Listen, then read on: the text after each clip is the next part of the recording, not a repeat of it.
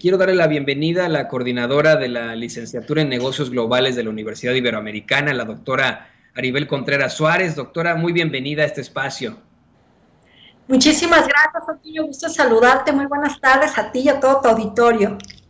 Gracias, gracias. Pues estamos más que felices de volver a compartir los micrófonos con usted, doctora, especialmente en un fin de semana que pues dio mucho de qué hablar en el ámbito internacional. Primero, por ese terremoto que sucede, que ocurre en Haití.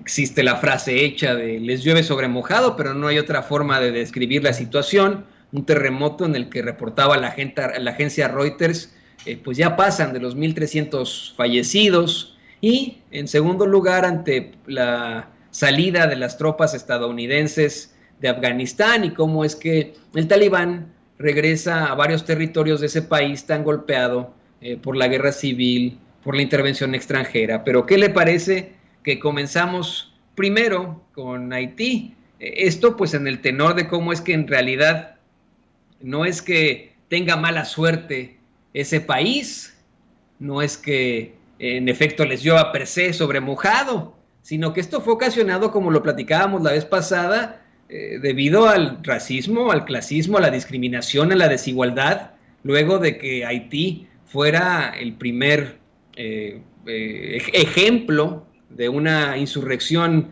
de esclavos que tuvo éxito en el mundo. ¿Qué nos puede decir sobre esto, doctora?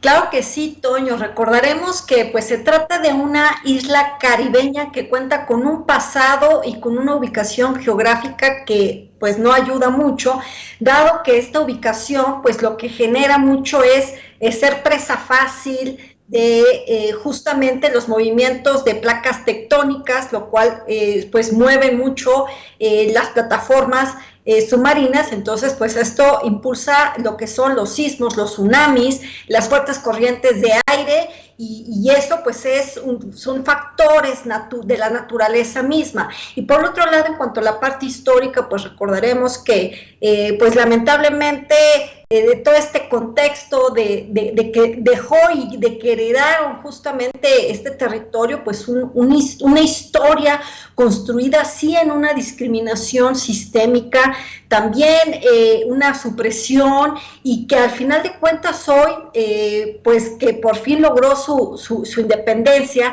Estamos hablando de un país que se enfrenta a diversas realidades. Es decir, por un lado, pues lamentablemente la corrupción en este país no ha permitido que evolucione la parte política. Esto ha tenido y agraviado mucho el impacto económico, dado que es un país que se ha endeudado, pero que al mismo tiempo es un país muy pequeño que depende de muy pocos productos para poder tener ingresos del exterior, y esto a la vez pues impacta mucho el ámbito social que se va viviendo en el día a día. Muestra de ello es inclusive esta colindancia geográfica que tiene con República Dominicana, donde pues a lo largo de las décadas vive justo los flujos migratorios de Haití hacia su vecino.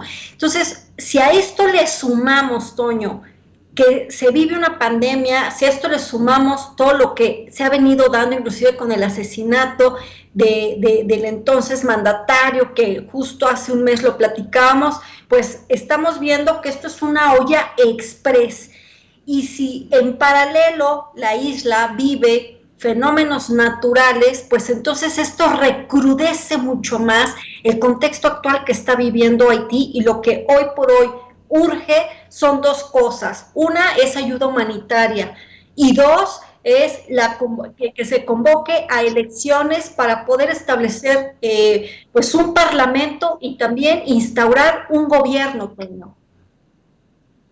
Sí, porque es evidente que incluso en países de alto desarrollo como Japón, los terremotos han golpeado de una forma exponencial. El último terremoto que enfrenta esa isla, que enfrenta Japón, por ejemplo, trajo con consecuencias devastadoras para la población. Incluso el tsunami provocó la fusión de uno de sus reactores, ocasionando también una tragedia inconmensurable. Y estamos hablando de un país con alto desarrollo.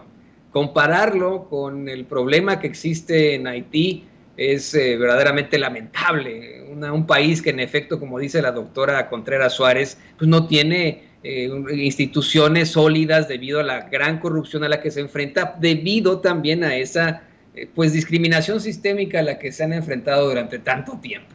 Eso es lo importante que podamos señalar por ahí. Y le voy a pedir, doctora, a don David, que nos ayude